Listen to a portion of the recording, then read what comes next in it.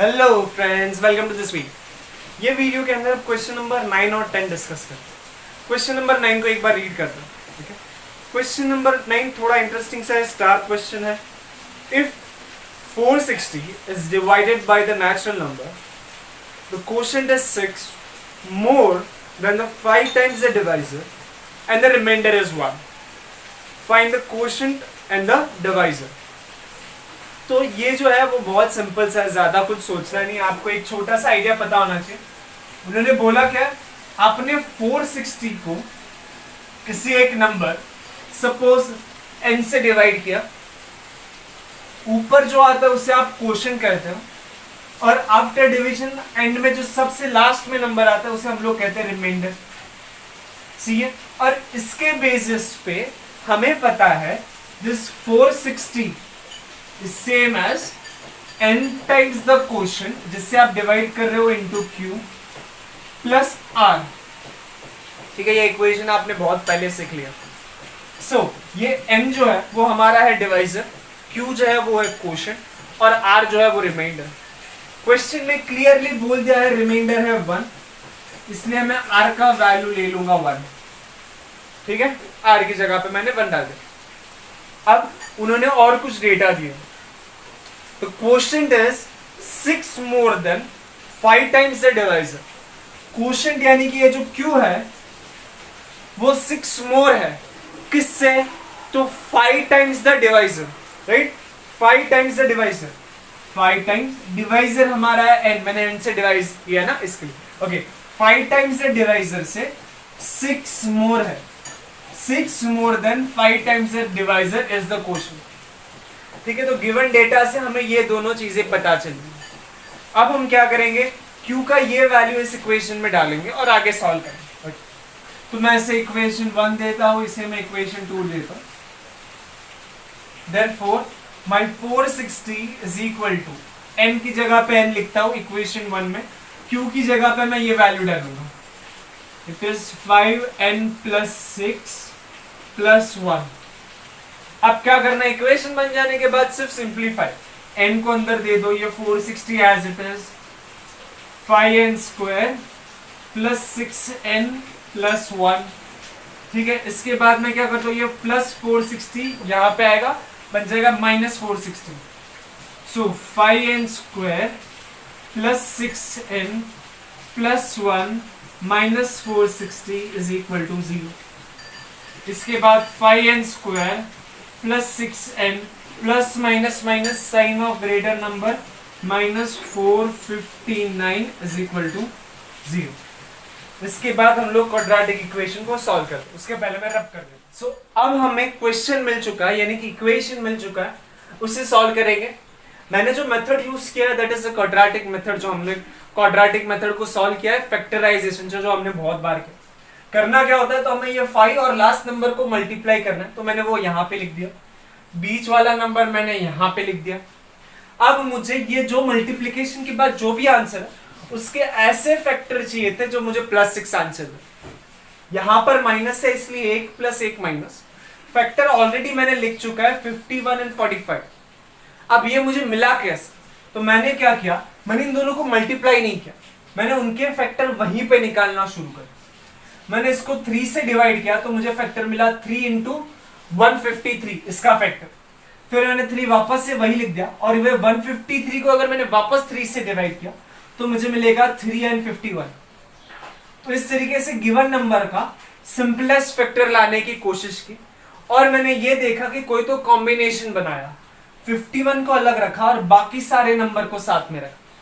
5 3 15, 15 3 45, तो 51 और 45 इस तरीके से मुझे फैक्टर मिले। +6 की जगह पर मैंने +51 और -45 रखा। उसके बाद का कैलकुलेशन ये रहा, मुझे 2 वैल्यू मिले, 9 वैल्यू हो सकता है, लेकिन ये जो दूसरा है -51/5 वो नहीं हो सकता, बिकॉज n जो था वो था एक नेचुरल नंबर, राइट? तो मुझे पता चला n का वैल्यू 9 होगा। आई होप आपको ये समझाओ, कहीं पर भी डाउट होता है तो नीचे कमेंट बॉक्स में लिख दीजिए। और इसके बाद उन्होंने और एक चीज पूछी थी कि उन्होंने पूछा था कि क्वोशिएंट क्या है। तो क्वोशिएंट क्या होगा, आप ये n का वैल्यू इक्वेशन में डाल दो जो q इज इक्वल टू था तो आपको वहां से Q का वैल्यू मिल जाएगा और एट द एंड वर्ड में आंसर लिखना। ये आपके लिए एक छोटा सा एक्सरसाइज होगा। इसके बाद हम लोग करेंगे क्वेश्चन नंबर 10। ठीक है, सो अब हमें करना है क्वेश्चन नंबर 10। क्वेश्चन के सॉल्यूशन बहुत सिंपल सा है, उसके ऊपर उन्होंने पूरा ऑलमोस्ट सॉल्यूशन दे दिया, हमें बॉक्स फिल करना। सॉल्यूशन को जानने से पहले एक चीज जो आपको पता होनी चाहिए वो है formula for the trapezium, the area of trapezium. ठीक है, तो एरिया बहुत सिंपल सा है। सपोज ये एक ट्रेपीजियम है, सपोज क्या ये है ट्रेपीजियम, मतलब क्या होता है कि उसके अंदर कोई तो एक ऑपोजिट साइड पैरेलल होता है, कोई तो एक पैर, दो होगा तो भी चलेगा लेकिन मिनिमम एक कोई तो अपोजिट साइड का जो पैर होता है वो पैरेलल होना चाहिए। तो इस डायग्राम में मैंने बताने की कोशिश की है ABCD इज अ ट्रेपीजियम जिसके अंदर AB is parallel to CD, H जो है वो इस ट्रेपीजियम का हाइट है, A टू B का डिस्टेंस है यानी कि वो साइड का लेंथ है A, C टू D का साइड का लेंथ है C। अगर ये ट्रेपीजियम का एरिया फाइंड आउट करना है then it is same as half of A plus C into H, यानी कि half of sum of the parallel side. ये दो जो पैरेलल साइड होता है ना उनके लेंथ को ऐड करना है और उसको मल्टीप्लाई किससे करोगे तो हाइट ऑफ द ट्रेपीजियम। तो ये एरिया आपने ऑलरेडी पढ़ा है, हमने सिर्फ फॉर्मूला रिवाइज किया। अब हम लोग सॉल्यूशन देखेंगे। ठीक है, सो अब हम लोग क्वेश्चन नंबर 10 को एक बार देख लेते हैं। In the adjoining figure the trapezium ABCD, AB is parallel to CD and its area is 33 centimeter square. From the information given in the figure, find the length of all the sides and fill the empty boxes. ठीक है, तो next page पे आपको ये भी मिल जाएगा जब आपको empty boxes को fill करना। लेकिन हम लोग क्या करते हैं, पूरा का पूरा सॉल्यूशन एक बार लिखने की कोशिश करते हैं, फिर अकॉर्डिंगली आप empty boxes को fill करते हैं। ठीक है, सो उन्होंने बोला है ये क्या है, एक ट्रेपीजियम है, तो इसका जो एरिया होगा, area of trapezium ABCD is same as half करेंगे, हाफ किसका करेंगे तो sum of the parallel side. Parallel side कौन से, गिवन डेटा के हिसाब से AB एंड CD, इसलिए half of AB plus CD into क्या करेंगे हाइट, हाइट है AM। ओके, इसके बाद सिर्फ वैल्यूज रखना है और कुछ नहीं। एरिया ऑफ ट्रेपीजियम ऑलरेडी उन्होंने दे दिया है 33, okay, is equal to half AB का वैल्यू क्या है, AB का वैल्यू है x, राइट, CD का वैल्यू क्या है 2x प्लस 1। सिंस यहाँ पे प्लस है इसलिए मैंने यहाँ पे ब्रैकेट नहीं लिखा। अगर सपोज क्वेश्चन के अंदर यहाँ पे माइनस होता तो यहाँ पे ब्रैकेट लिखना बहुत जरूरी है। ओके, उसके बाद मल्टीप्लाई विथ AM, AM जो हाइट है that is x minus 4। Okay, इसके बाद हम लोग सिंप्लीफाई करेंगे और कुछ नहीं। ये जो 2 है यहाँ पे डिवाइड कर रहा है, सामने की तरफ जाएगा मल्टीप्लाई करेगा, यानी कि 33 इंटू 2, ठीक है, is equal to x plus 2x, कितना हो जाएगा 3x प्लस 1 x माइनस 4। ठीक है, अब क्या करेंगे, यहाँ पे हम लोग ब्रैकेट ओपन करेंगे और ये जो भी है 33 इंटू 2 यानी कि 66 को सामने की तरफ लेके जाना। लेकिन पहले तो हम लोग ब्रैकेट ओपन करते हैं। ये 3x x के साथ मल्टीप्लाई होगा, बनेगा 3x स्क्वायर। ये 3x माइनस 4 के साथ मल्टीप्लाई होगा, ये प्लस तो माइनस 12x। ये 1 ये x के साथ मल्टीप्लाई हुआ बन गया x, ये 1 जब 4 के साथ मल्टीप्लाई हुआ -4, और सामने की तरफ है 33 2 जा इट इज 66। ओके, इसके बाद हम लोग क्या कर सकते हैं, तो 3x स्क्वायर, इन दोनों को अगर देखोगे तो क्या हो जाएगा -12x plus 1, plus minus minus sign of greater number आपको सब्ट्रैक्ट करना है। 12x में से एक x गया तो 11x बचा, sign of greater number is -4, और ये जो प्लस 66 है इस तरफ आ गया, बन गया -66 इज इक्वल टू 0। ठीक है, इसके बाद ये हो गया 3x स्क्वायर माइनस 11x, ये कितना हो जाएगा -70 इज इक्वल टू 0। ठीक है, तो हम लोग ने क्या किया, गिवन डेटा से क्वाड्रेटिक इक्वेशन बना लिया। ओके, उन लोग ने भी यहां तक तो लाके ही दिया है, तो आप जो लास्ट में है वहां पे ये फिल कर दोगे। उसके बाद उन्होंने फैक्टर करना है।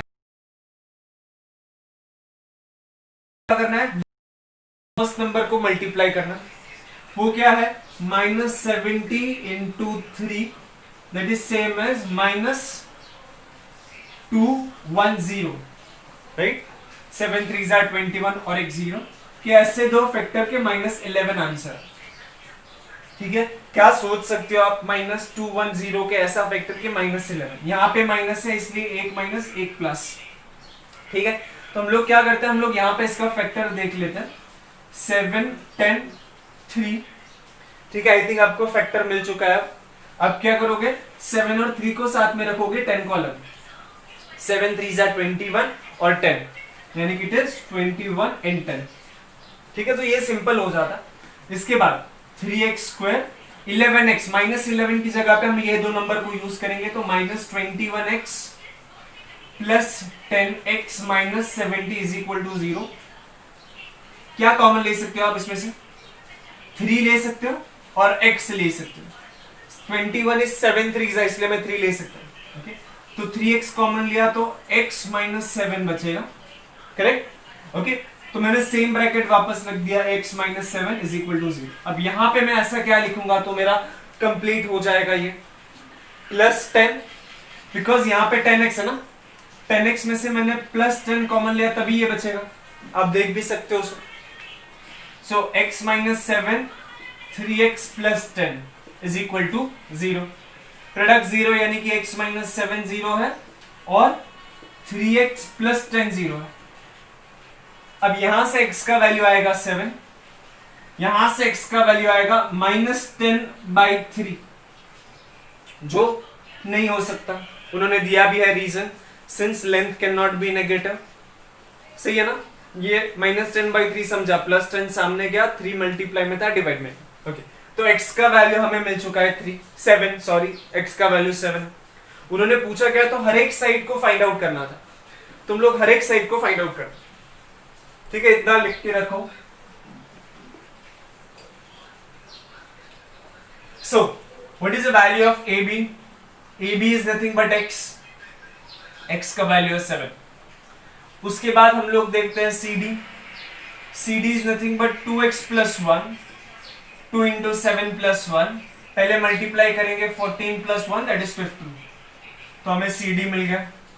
ठीक है, उसके बाद उन्होंने BC और AD, BC और AD दोनों सेम है, क्वेश्चन में दिया हुआ है, इसलिए दोनों का वैल्यू है x minus 2 that is 7 minus 2 that is 5। ठीक है, तो इस तरीके से 2.6 एक्सरसाइज खत्म होता है।